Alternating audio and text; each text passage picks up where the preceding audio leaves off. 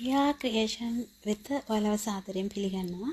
අපි අද බලමු සර්කල් ස්ලිව් එකක් නිර්මාණය කරගන්නේ කොහොමද කියලා. අපි සරලව කිව්වොත් ෆෙයාර්ඩ් ස්ලිව් එකක් නිර්මාණය කරගන්න මූලික සරලම මෝස්තරයක් මේක අපි නිර්මාණය කරගන්න තිය බලමු. මුලින්ම ඔයගොල්ලන්ගේ මූලික අතේ පතරම අරගෙන ඒක කොලයක පිටපත් කරගන්න. පිටපත් කරගෙන ඒකේ අත්කට කොටස, අංශය සහ අතාග නමලමාන කොටස ලකුණු කරගෙන මැද රේඛාවක් නිර්මාණය කරමු. මැද රේඛාවේ දෙපැත්ත මුදුන ඒ ලකුණු කරන්න අත අග කොටසට සම්බන්ධ වෙන කොටසේ අපි B කියලා ලකුණු කරගන්නවා. දෙවෙනි පියවර විදිහට AB රේඛාවේ අත අග B ලක්ෂයෙන් ඉහළට A දක්වා අපි කැවුමක් යොදා ගන්නවා. A ලක්ෂයෙන් කැවිලි දෙකට වෙන් වෙන්නේ නැති වෙන්න. අපේ ඊළඟ පියවර වෙන්නේ කඩදාසියක් අරගෙන ඒක අපි කෙලින් රේඛාවක් ඇඳලා කපාගත් අත්පලුව A ලක්ෂයෙන් වෙනස් වෙන්නේ නැති වෙන්න කඩදාසියේ රේඛාව මත රඳවලා B කියන ලක්ෂයයි රේඛාවයි අතර දුර ප්‍රමාණය පුළුවන් තරම් දෙපසට විශාල කරලා මේක රඳව ගන්න ඕනේ. එතකොට B ලක්ෂයත් රේඛාවත් අතර එක පැත්තකට තියෙන දුර අත්පලුව අනිත් පැත්ත විශාල කිරීමේදීත් ඒ ප්‍රමාණයම අපිට රඳව ගන්න පුළුවන් නම් හොඳයි.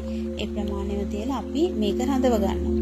රඳවගෙන ෂෙලෝ ටේප් කෑල්ලකින් අපි මේක රඳව ගන්නවා. ඊළඟට B කියන රේඛා ලක්ෂ දෙක අපි යා කර ගන්නවා කෙලින් රේඛාවකින්.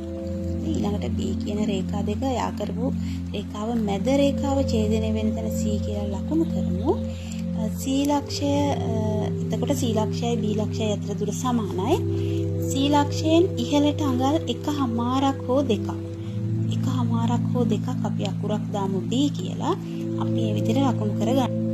C D අතර දුර ප්‍රමාණය අඟල් 2යි.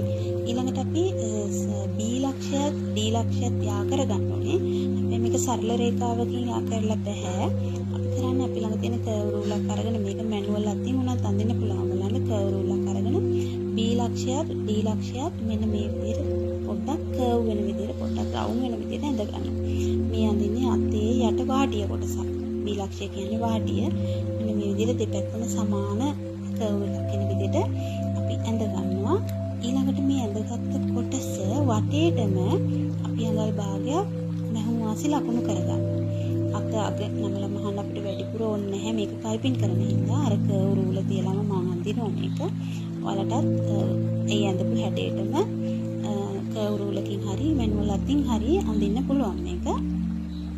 අත්පලුව වටේටම අඟල් භාගයක් මැහුම් වාසි තියලා මෙන්න මේ විදිහට මැහුම් වාසි ලකුණු කරගන්න ඕනේ. ලකුණු කරගෙන අපිට මේ කොටස කඩදාසියෙන් මැහුම් වාසි එක කපලා ඉවත් කරගන්න පුළුවන්.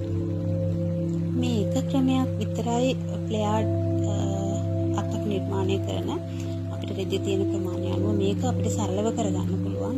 ෆ්ලෙයාර්ඩ් අත් මොස්තර ගොඩක් තියෙනවා. මේ විදිහට අපි බ්ලොක් එකකින් කපලා අයින් කරගත්තට පස්සේ අපි බලමු ඊළඟට රෙදි කොටසක කොහොමද මේක නිර්මාණය කරගන්නේ කියලා. අපි කපාගත්ත මැහුම් වාසි සහිත අපේ පතරම් කොටස රෙදි කොටසක මේකත් අපිට බයස් පැත්තට තියන්න පුළුවන් නම් මුල්ලකට තියන්න පුළුවන් නම් හුඟක් සාර්ථකයි අතේ නිර්මාණය අවසාන නිර්මාණය.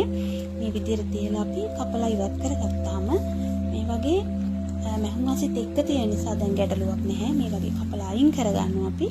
අයින් කරගත්තාම බලමු අපේ ඊළඟට අවසාන මෝස්තරය මොන වගේද කියලා. මේ මෝස්තර ගොඩාක් ලස්සනයි ගවුම් වලට, සාරි ජැකට් වලට. ඔයාලටත් මේ නිර්මාණය කරලා බලන්න පුළුවන්. ආධුනික ඔයාලට උනත් අපි නැවත හමු වෙමු ප්‍රියා ක්‍රියේෂන් වෙතින් අලුතින් නිර්මාණයක් අරගෙන. සුබ දවසක්.